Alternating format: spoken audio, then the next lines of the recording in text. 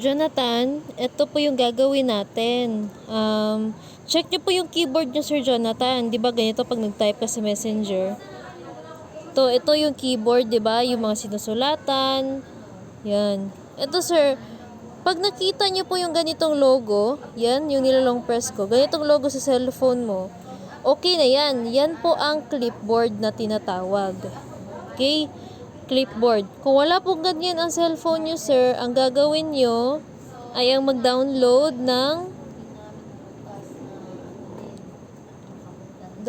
ka po ng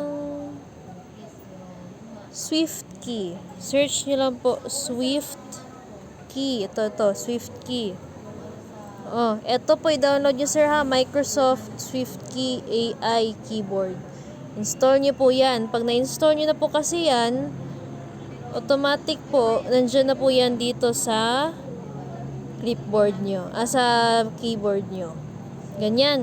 Kasi po, pag may ganito ka, sir, gagawin mo lang, ito, for example, ito yung unang script. Ito unang script mo. Ang gagawin mo, sir, ilolong press mo to. Tapos, ika-copy mo. Na-copy mo na siya. Gagawin mo, i-click mo lang to. Tapos, i-click mo yung clipboard mo. At lalabas po dyan, ito, sa pinakataas, yung na-copy nyo. Pag ganito na siya, sir, ilolong press nyo rin yan. Ulit. Ilolong press nyo rin po ito. At may lalabas dyan na pin. I-pin nyo po yan. Kasi po pag na-pin na yan, hindi na po yun mawawala hanggat forever. Hindi na po yun mawawala, sir.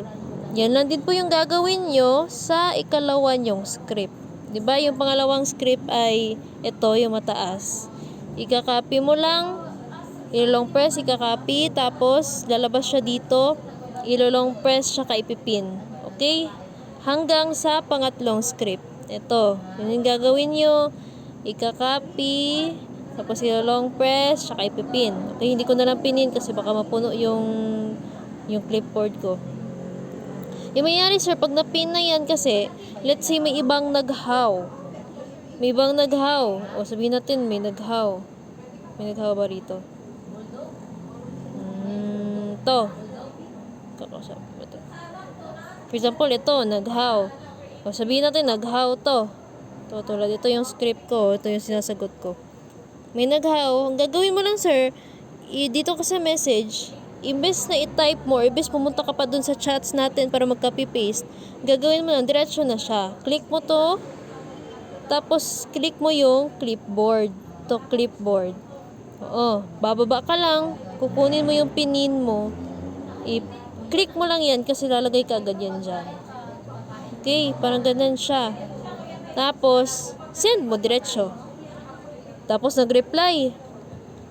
Doon ka sa pangalawang script. Yun din gagawin mo. Hanapin mo siya dito sa pin. Hindi ko man pinin. Pero for example, ito na-pin ko na.